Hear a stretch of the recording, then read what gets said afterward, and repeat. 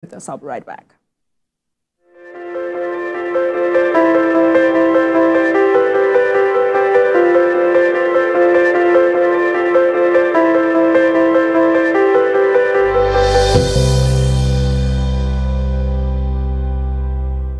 Thank you very much for staying with us. Now let's begin with some developments in the polity.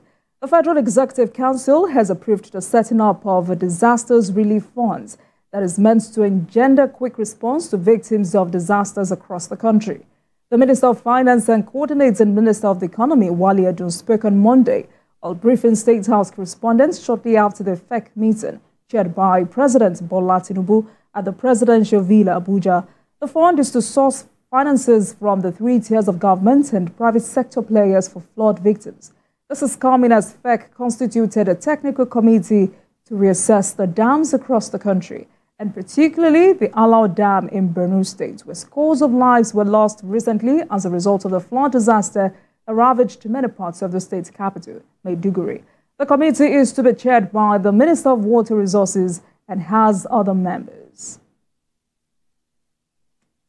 In a related development, the Committee of Chief Medical Directors of Tertiary Health Institutions in the country says they are putting all necessary measures in place to support the University of Maiduguri Teaching Hospital following the flood devastation that destroyed some of its facilities.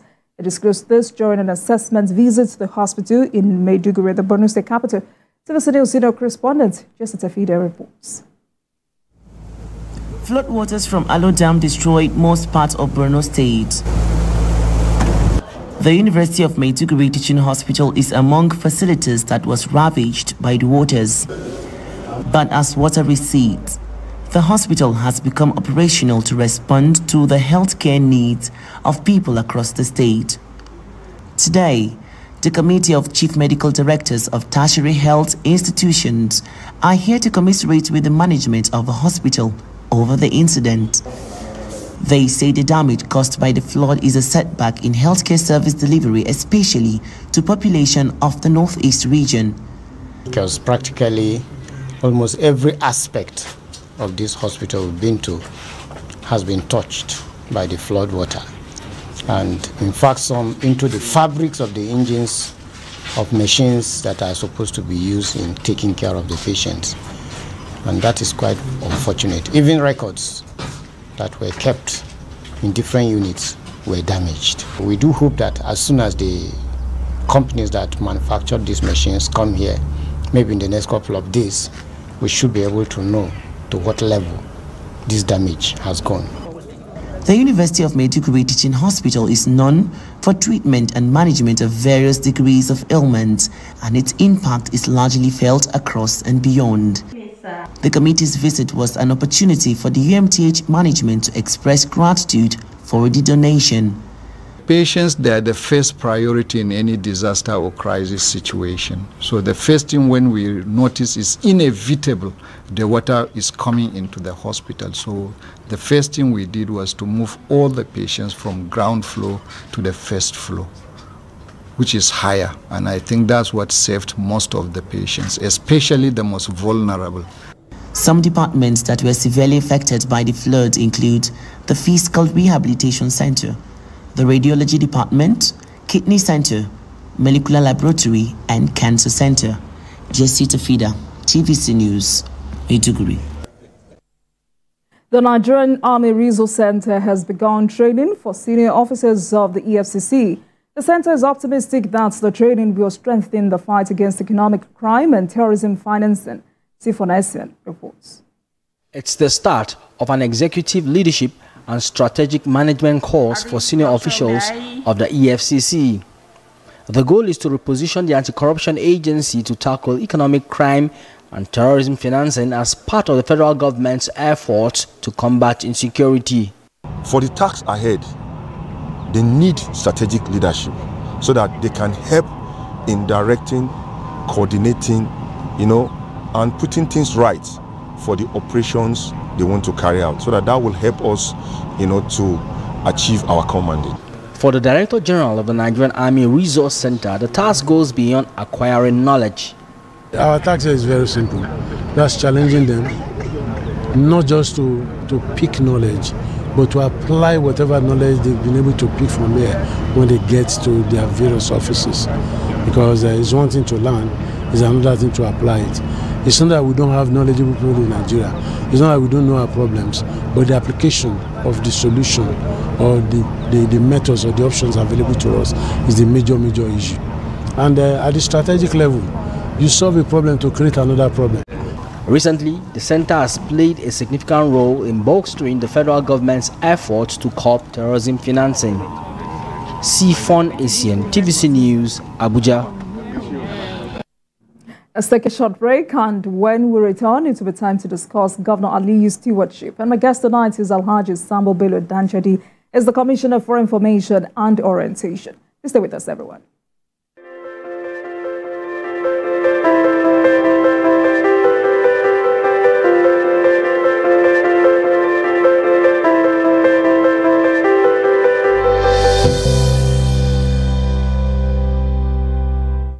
Welcome back, everyone. Governor of Sokoto State, Aliyu Ahmad Sokoto of the All Progressives Congress was sworn in on the 29th of May 2023. And upon assumption of office, the governor assured the people of Sokoto State that he is committed to reversing the negative indices that portrayed the state. He also assured that his 9-point agenda would set the state among the most competitive states in the country. And going by his 9-point agenda for the state in the areas of security, religion, education, youth development, economic growth, amongst others, which he says will pull the state from the brink. It's been a year and 4 months, so tonight let's evaluate his stewardship since he took over the affairs of the state. And joining me from Abuja studio is Alhaji Sambo Bello Danjadi, is the Commissioner for Information and Orientation. Good evening to you, Alhaji. Thanks a lot for joining us on Politics Tonight. Welcome to the program. Good evening, Olaju Moke. Good evening, our viewers across Nigeria and beyond. Right. So tonight we're talking about your principal and how he has fared in the last 1 year. So what changes will you say the state has witnessed since Governor Aliyu took over? And for you, what are the challenges of governance in Sokoto State? Well, challenges of governance, first of all, for a governor who comes into office without a handing over note, you can understand that the predecessors intended him to fail, but by the grace of God and with his commitment and goodwill of the people of Sokoto State, Governor Ahmed Aliyu is changing the story. The state, Sokoto, when we came on board, there was even no public power supply in the city of Sokoto. But the government was able to take immediate measures to restore. Even power supply to the government house had been cut because the government was owing the Kaduna Power Holding Company over 1 billion naira as debt of unpaid bills. And the governor had to take immediate measures to make sure that power was restored and public water supply was restored to the city of Sokoto. And the city itself was in darkness. Apart from that, the governor also was able to, today if you go to Sokoto, even at night, you can see that businesses are going on because all the streets in Sokoto have now been powered with solar-powered electricity. This is throughout the entire length and breadth of the state capital. When we came on board, I could remember even the students of higher institutions in the state were denied opportunity of taking their exams until the governor waded into the issue with the Usman Danfodio University. He gave an undertaking and made some payments so that the students could continue their studies and were able to take their examinations. Today, the governor of Sokoto State has turned the state itself into a huge construction site. Roads are being built all over the state capital, and now we have even continued construction projects, and welfare projects across the state. The governor, as part of efforts to reduce hardship of the masses, he was able to purchase public transport vehicles for intrastate use, and also for interstate between the states of the Federation. He was also able to procure food items that were distributed to the people free of charge. Over 5 billion naira was used to purchase foodstuff in the late last year. And even this year, the government is procuring foodstuff for distribution free of charge in conjunction with the federal government, apart from its own arrangement to also purchase some food items that would be sold at about 50% of their cost, so as to reduce the suffering of the masses occasioned by the removal of fuel subsidy, which has made life difficult for the average citizen of this country. We also inherited salaries were delayed until the 10 days of the succeeding months. Today, with the coming of Governor Ahmed Aliyu, salaries are paid as and when due from 19th to the 20th of every month. Every civil servant in Sokoto State receives his salary. Apart from that, we also inherited a huge backlog of gratuities totaling to over 14 billion naira, which the previous administration accumulated and refused to pay. His Excellency, the Governor of Sokoto State, has waded into that. He made an instant payment of 4 billion naira for the immediate resumption of payment of gratuities that were owed to retired civil servants. This is intended to help the lives of the elderly and also their families. Apart from the 4 billion naira initially given, he also gave and is given every month 500 million naira so that the backlog of that gratuity would also continuously be depleted until we are able to, clear the debt. Apart from that, again, the governor, in his own wisdom, has also set aside certain amount of money to make sure that every civil servant who retires from service is paid, so that he does not allow his own government to accumulate debt as was done by his predecessor. These are some of the things that one can recall. But also in the housing sector, one must not forget that the government of Governor Ahmed Aliyu Sokoto is currently constructing 500 housing units. The housing units were, the foundation was laid by His Excellency the Vice President, Senator Kashim Shetima, and the houses are even nearing completion. There are also another 500 housing units inherited from the government of our leader, Senator Aliyu Dawamako, which had been abandoned by the PDP administration. All right, Alaji, let me come in here. Is about to complete the construction of those 500 housing units. Okay, allow me to come in here because, great work so far, great effort so far. But yes, all of this you have mentioned are outside of the governor's 9-point agenda, except for moments where you talked about the economy. But let me pick out one of the governor's prospects or his, before the election, he says it was going to improve the lives of the youths of Sokoto State. So how far has it gone in that area? We are currently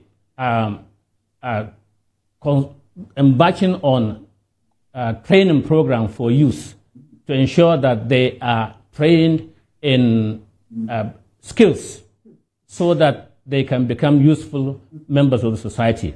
Apart from that, the government has also currently acquired some 3-tire vehicles. These are, what do you call them, tricycles, about 500 of them.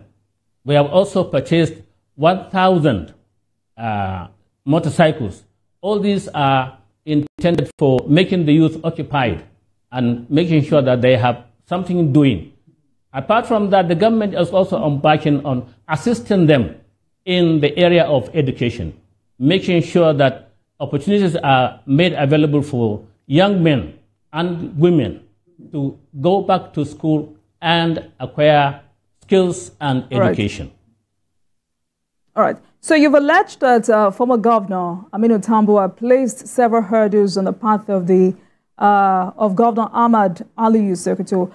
So precisely what hurdles, and has the governor surmounted them, or was that what you meant when you talked about backlogs of salaries? What were those others? Yes, in fact, the governor has surmounted them, because in spite of all these projects that I have laid down, what I've mentioned to you, one very important thing to note is that the government of Sokoto State has not borrowed a kobo from any financial institution, because the governor, being a financial expert, is prudently managing the finances of the state, and he has also ensured that the Board of Internal Revenue is given necessary backing and support so that it could improve on the internally generated revenue of the state. In fact, the internally generated revenue of Sokoto State has about doubled since the coming to power of Governor Ahmed Aliyu. We used to generate about 2 billion monthly, and presently the internally generated revenue, the internally Board of Internal Revenue is now raking in every month about 3.8 billion every month, from 2 billion to 3.8. That tells you that the Sokoto State government is making an effort to improve internally generated revenue and is making prudent management of the resources coming from the Federation account.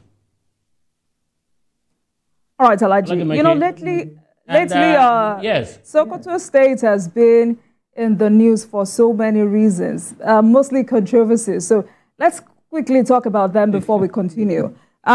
First, the amendment of the Local Government Law 2009 was the removal of the Sultan on the table. That Governor Aliyu tried to tamper with the stool of the Sultan. Was it? The fact is that the government of Sokoto State has no intention whatsoever to tamper with the seat of His Eminence the Sultan. And all those who made noise were political opportunists who wanted to take advantage of that amendment to throw a wedge between the Sultanate Council and the Sokoto State government. That story is mere fallacy. The imagination of those who published it, and you can see that the amendment was made, and the Sultan and his council are still playing their roles in their respective positions as usual. So there were two issues contained in the amendment. One of them, which unfortunately our political detractors failed to even talk about, because they know that that part, you know, is intended to help the local government function. The amendment is that the Sokoto State government extended the tenure of local government council chairman from 2 years to 3 years. But nobody even cared to talk about that. But they were talking about the amendment to the Sultanate Council. But even that amendment did not touch anything about the Sultan. The amendment is that the Sultanate Council will recommend 3 candidates for the governor to choose out of the 3 and appoint 1. This is the only thing contained in the amendment, because the amendment is intended to bring the law into conformity with the stipulations of the Constitution, which says that appointment is, is in the office of the governor. It's resided in the office of the governor. But so, Alaji, if you say the amendment was not... If you said the amendment was not about the Sultan, I don't want us to be confused. Yes. So what was the reasons for the deposition of the 15 district heads in April? These were different issues because it was a matter of a committee established by the government, and those people were found to be, guilty of certain offenses. And what were the offenses? These things were done by the committee. No, I can't give you because I don't have the content of the report with me here. But they voted on certain issues. Some of them had security issues. Some of them, I remember, were, I think, land issues. So these are some of the issues that were contained in that report. And the government, not only that, it retained certain traditional rulers, while some were removed, some were also reinstated. I'm asking because Murik is insisting that the State of Assembly must repeal or review the state's chieftaincy laws by adding the phrase "except the Sultan of Sokoto" to Section 6, Cap 26 of the laws of Northern Nigeria, which empowers the state governor to depose the emirs, including the Sultan. So, will the House of Assembly take a second look at these laws? But I want you to understand that at the public sitting that was held in the State House of Assembly, the Sultanate Council was fully represented by a member of the council, and he spoke in support of the amendment, because even in his own words, he said that it would not touch any of their powers or functions. So you're confirming to us tonight, Alaji, that amendment... Nothing, actually. Alaji, are you confirming to us tonight that really and truly that amendment was not about the Sultan?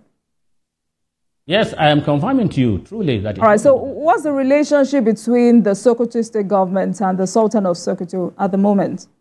It is highly cordial, and the government still holds His Eminence in reverence. He is highly revered by the government and people of Sokoto State. All right.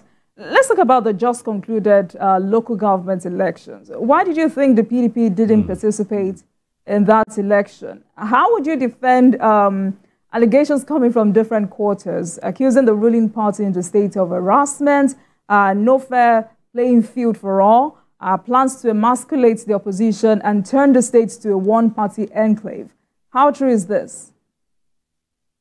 Now, and they didn't tell you that, in fact, when the administration of Governor Ahmed Aliyu came on board, it met in place the State Independent Electoral Commission as constituted by the PDP, the chairman of the State Independent Electoral Commission in Sokoto State, and his commissioners. In fact, even down up to messenger, none of them has been removed by the government of the APC. They are the same appointees of the PDP that conducted the election that was held this Saturday. So it beats everyone's imagination that the PDP did not even trust itself, because these leaders of the State Electoral Commission were their appointees.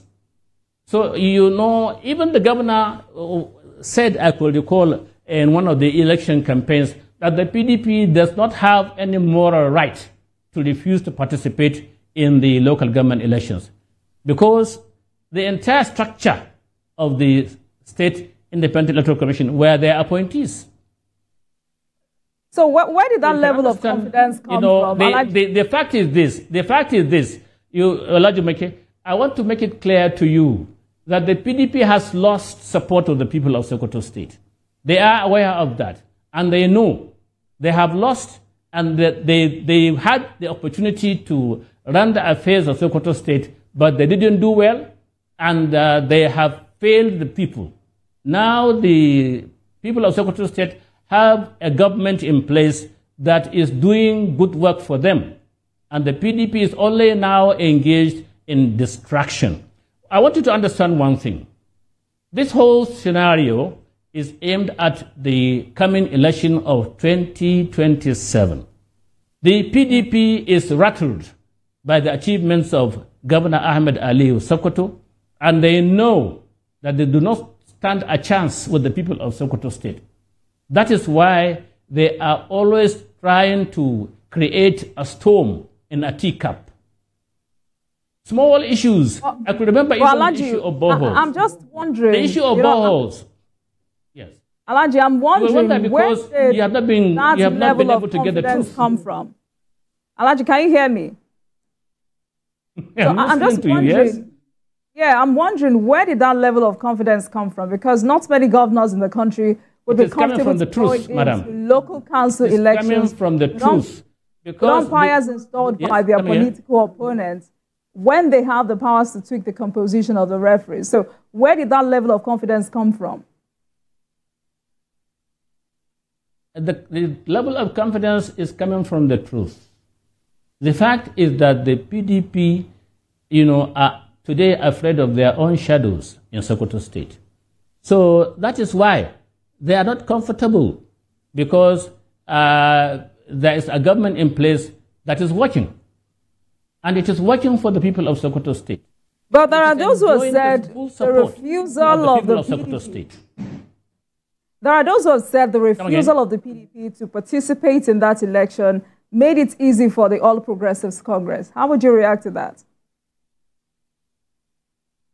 Well, how else should I react to it? Because I know that even if they had participated, they knew they would not do anything. They would not do well. And therefore, there is a saying in Hausa, the Muguwarawa Gomek Intashi. That is, rather than dance a bad dance, you would rather sit down and refuse to dance. So that is what the PDP is doing. All right. We're still talking about controversies, Alaji. So let's talk about this controversial street fencing contract in the state. Talk to us about the true situation of things, because the PDP is claiming that an outrageous amount of 30 billion naira has been squandered on that project. How do you defend this?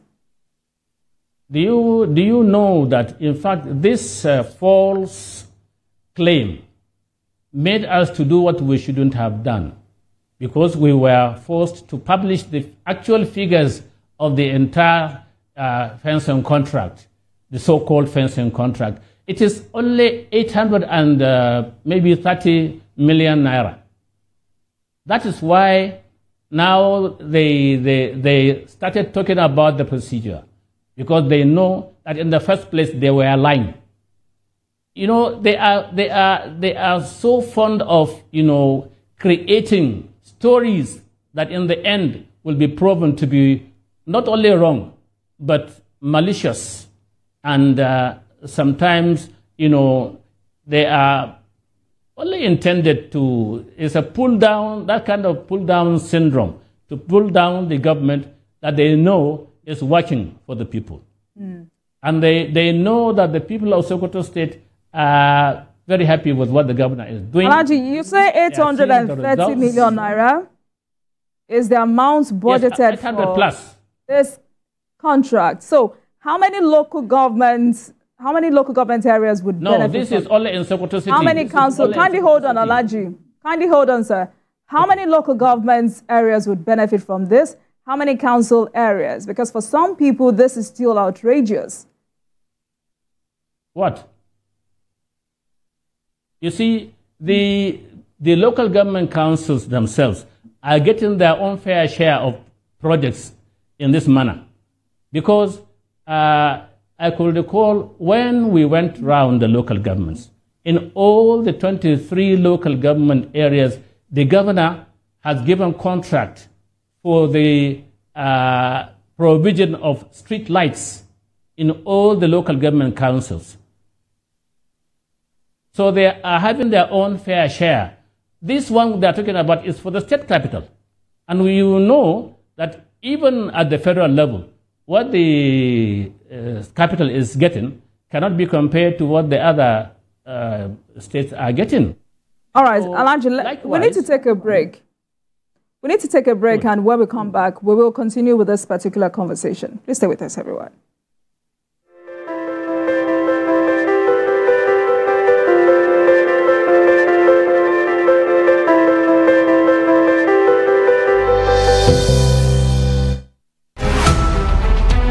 Every major news story is with many perspectives and layered with different levels of impact. Hello.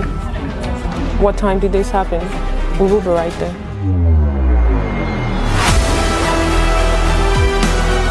At TVC News, we follow the big and major news, gathering the facts, witnessing the outcome. I am here live at the aftermath of the approval of the new national minimum wage. We are TV Station of the Year, not just for breaking news, but for being first, fair and accurate. TVC News, first with breaking news. I'm Miriam Lunge. I'm a passionate environment advocate and a published author. I am the founder of Celebration, a businesswoman, and a fashion icon. I am a wealth coach and a real estate developer. I am Amako Arakwe. I'm a corporate commercial lawyer and an entrepreneur. Barkamu da warhaka. I am Ramatu Shehu Oyibo, an entrepreneur and a business coach. I am the voice of an average Muslim woman, an hijabite, and a lawyer. I am a polymath and a serial entrepreneur. I am Murayo Afolabi Brown, Managing Director, TVC Entertainment. I'm a media consultant, producer, and broadcaster. The ladies of Your View are made of women from different professions, tribes, cultures, and religion. Join us every Monday to Friday as we share our views on topical and social issues.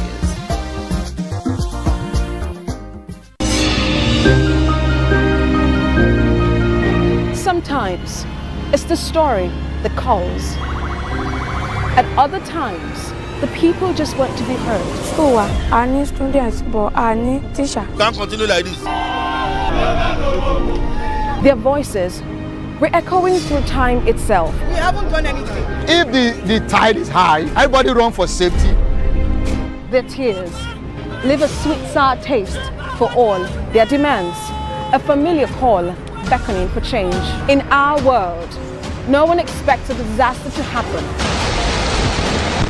But when it does, we'll be there to x-ray all sides, from the east to the west, north and south. Community Forum will examine the oddities and challenges to economic development, as well as issues yearning for government intervention. Watch fresh episodes of Community Forum on Sundays by 9:30 p.m. only on TVC News.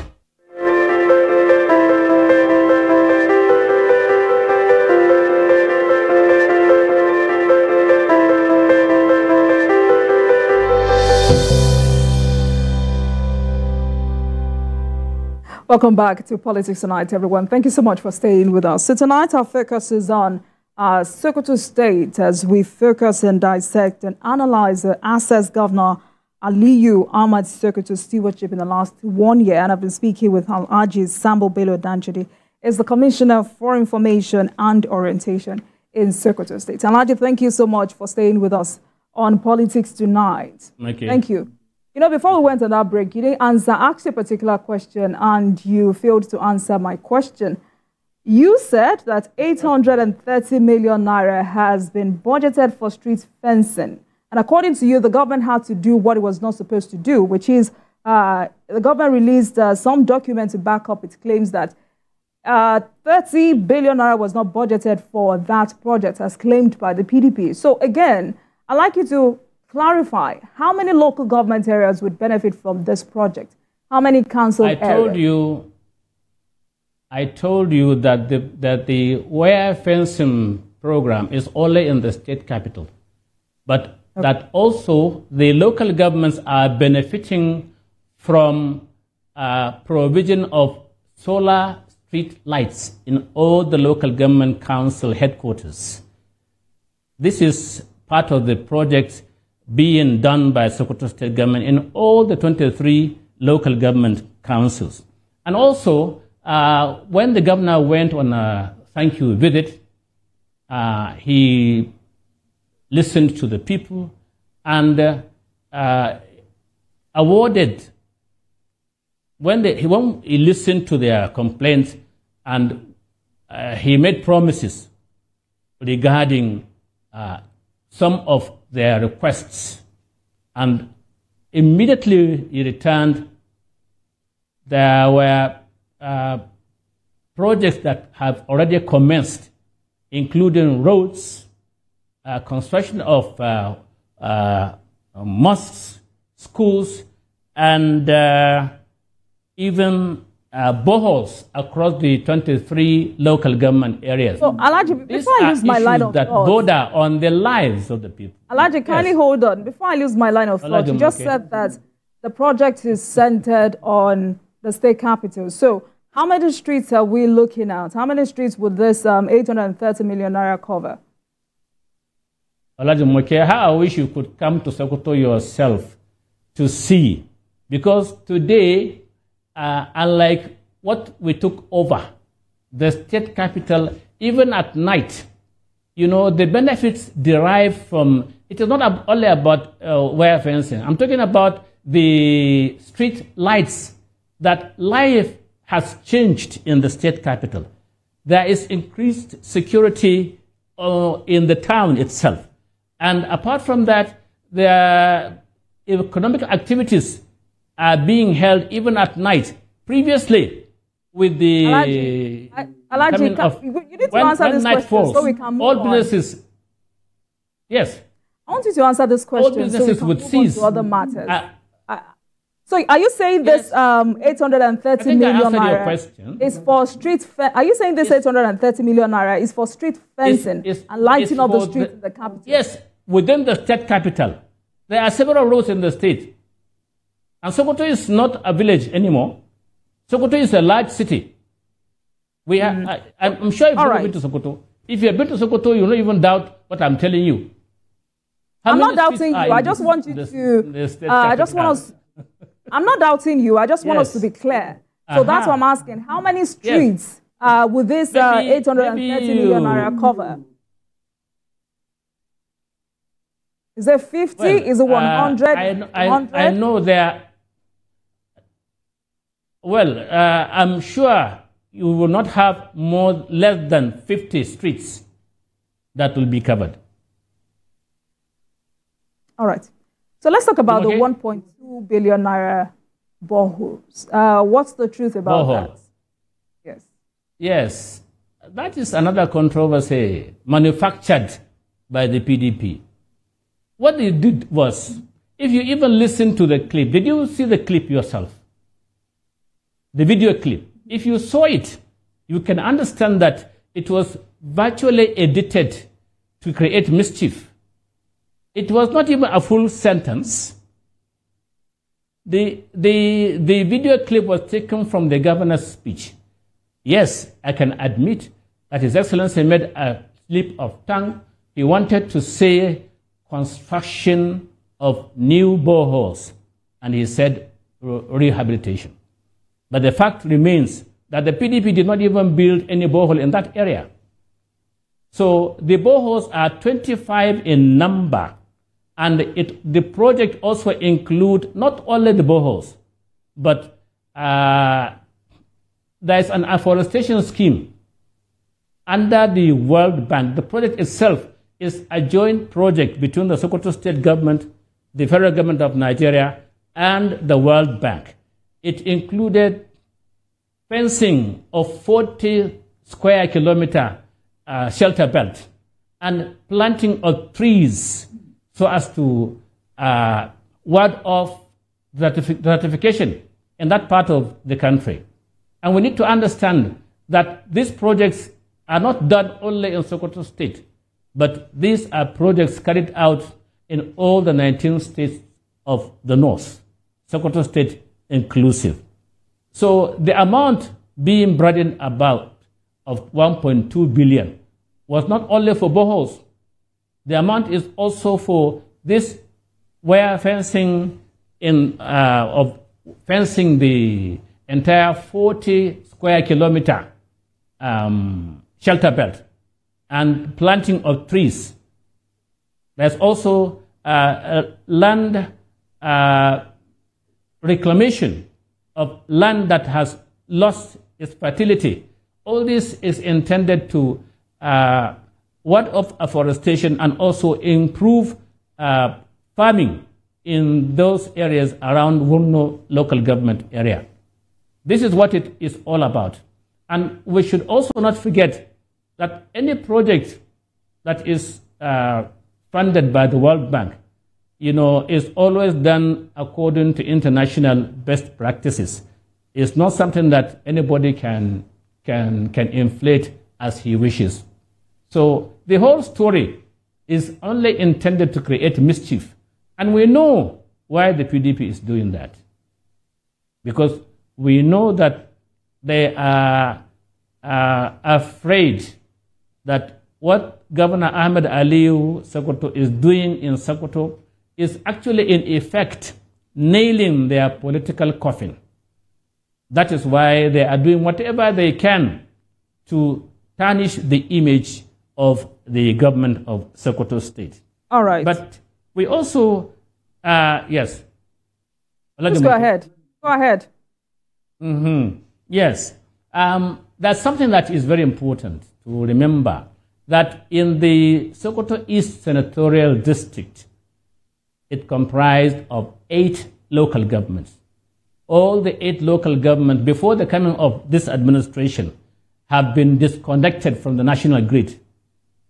And the government of Ahmed Aliyu Sokoto is now embarking on a project to reconnect all these 8 local governments back to the national grid.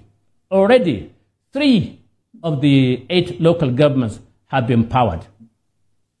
This include Gwarabawa, Wurno, and Raba. The remaining local governments are, Isa, Sabambini, Goranyo, Ilela, Gada. These ones are in the course of being connected to the national grid, courtesy of the government of Governor Ahmed Aliyu Sokoto. There's also another important road project linking 2 local governments of Ilela and Gada, which has been awarded by the Sokoto State government and is built for completion in the next 6 months. Also, another one that I can recall is the road linking Tangaza and Gudu local government areas. All these are projects being embarked upon by the government of Ahmed Aliyu. And it is no wonder that anyone in opposition seeing this kind of achievements coming to fruition certainly will have cause to be concerned. And if he is not part of the winning team, certainly he will try doing whatever he can to make sure that that effort is thwarted. This is what the PDP is engaged in doing. And I would also like to recall former President Olusegun Obasanjo visited Sokoto some few months back, where he commissioned the 136 housing units bought by the Sokoto State government from the Federal Housing Authority. These houses were built and completed by the Federal Housing Authority, but they were purchased by the Sokoto State government and they had been paid for. So while commissioning those houses, I could recall President Olusegun Obasanjo said, "Mr. Governor, you are working, but you are not talking, and that the governor should talk more. But I remember some journalists interviewed me some weeks back, and I was telling them that Governor Ahmed Aliyu would rather have his work speak for him. But you know, like our leaders used to say, I remember Letsa Ahmadu Bello Sadona of Sokoto once said that if you don't blow your trumpet, nobody will blow it for you. And that's what we are trying to do now. To let the world understand that a lot is happening in Sokoto, and that our opponents are trying to bring us, to pull us down. But that they cannot do, because the governor himself, I remember he said that all these people what they are doing is they are trying to distract him from the focus that he is bent on. But is the governor distracted? He said, Ahmed will not be distracted. He will not be distracted. The PDP has failed, and they will continue to fail. All right, Alaji, let's talk about insecurity. Let's talk about insecurity, because the security of lives and property in the eastern part of Sokoto State appears to have hit an all-time low. As a result of these relentless attacks, Sokoto has emerged as one of the worst hit states in the northern part of Nigeria in the last 2 years. And the report is that in about 5 local government areas, natives of these council areas have been forced to resign their fates in the hands of God. So what is the governor doing about this? The governor has done a lot, and the governor is still doing a lot. I can tell you that when he came into office, what he did was to, meet with the security chiefs, listen to their complaints, listen to the unpaid allowances that they were complaining about, and he paid off the backlog of allowances that they owed. And he also, not only that, he even increased the amount that they were being paid. Then, apart from that, the governor also was able to assist the security agencies through provision of logistics. Vehicles, totaling about 140, were purchased by the Sokoto state government. Among them were, I think, about 30 Buffalo four-wheel drive vehicles. Buffaloes are actually meant for the military, and he has given them to the military as part of the backup to what they have in their stock. The governor also gave these vehicles to the police and all other paramilitary organizations. He also acquired motorcycles for where motor vehicles may not be able to reach. He was able to provide motorcycles also to the security agencies. But apart from that, what the government also did was to recruit 200 from each of the 13 local government areas identified to be prone to security breach. And these 200 young men, and I remember a few women among them, they were brought to the NYSC orientation camp, and they were trained by a retired army general in security matters. The intention is that these young men will assist security agencies because they are from those localities and they know the terrain very well, and that they could provide information and support to the security agencies for this, ensure that security is improved. The fact is today, what the federal government has done, when Mr. President ordered the security chiefs to relocate and the Minister of State for Defense to relocate to Sokoto, this singular move by Mr. President is actually changing the game today. And we are hopeful that the successes being recorded by the military with the support of the people we hope that in the next few weeks, we will have plenty of, positive stories to tell in terms of improvement of security of the areas, not only in Sokoto State, but in the entire Northwest and perhaps the entire country, absolutely. Nigeria. So absolutely. This is our prayer. These community this is our guards, hope. These Yes. community guards, how empowered or equipped are they? They have been empowered. They have been given motorcycles to move about. And, because they are not military men per se, there's a limitation to what can be done given in terms of armament. All so, right. But they are getting the full backing of the military. They are not a military force. They are not a police force, but they are merely community guards and intended to help by providing support and information to the security agencies. All right, so quickly, because another alarming situation, which is like an offshoot of these attacks, is the upsurge of displaced persons in the capital. And many say this has resulted in the conversion of every available uncompleted structure and buildings into camps, especially for the underaged and children out of school, who have been forced to stop going to school on account of either the death of their parents or kidnapping of the same. What is government doing to address this? Well, government is doing a lot in terms of providing support for them, in terms of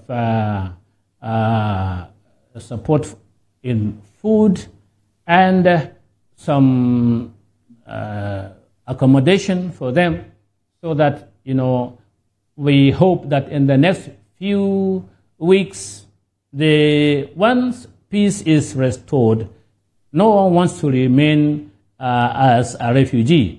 And we hope that these young men and older, elderly, and also small children will have the opportunity to return to their homes, and life will continue as normal.